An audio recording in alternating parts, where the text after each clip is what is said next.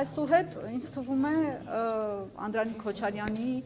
վարքի պատասխանատվությունը բոլոր դեմ քվեարկած պատգամավորները կվերցնեն իրենց վրա։ Այսինքն դրանից հետո հնարավոր է որ շարունակի Քոչարյանը սա կարդալ Աստվածաշունչ կօգնի։ Դե մեր ցանկությունն է դա, մենք ուղղակի մղում ենք, որ Սաղմոս 36-ն էլ կարդան 150 Սաղմոս կա, թող բոլորը շարունակի կարդալ, ոչ միայն այդ շուրթերի պահը ըմբռնի, մնացածն է լավ ըմբռնի,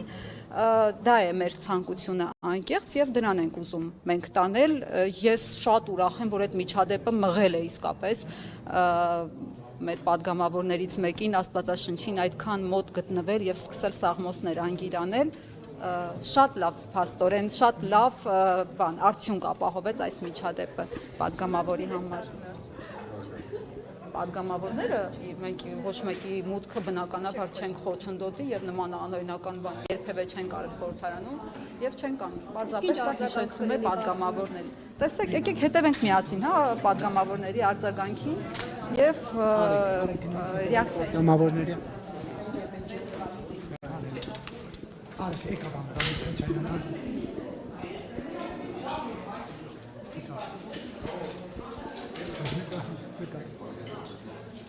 Պարոն Քոչարյան, ձեր դեմ բողոքի ակցիա է։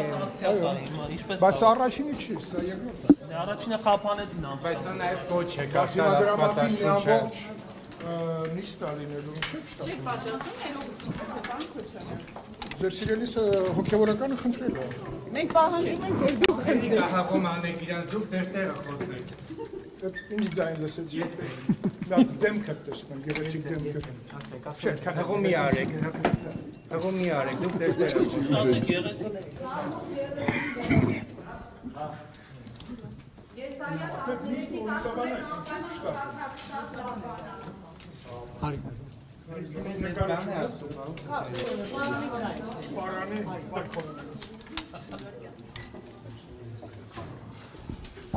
Տիկին Մինասյան, ինչ կասեք, հա, այս ձեր գործընկերը ներողություն չի խնդրել լրագրողից, այստեղ ակցիա է։ Ընկերներ, ես ուզում եմ նստել։ երեխեք բայ կադրեր անենք, ինչ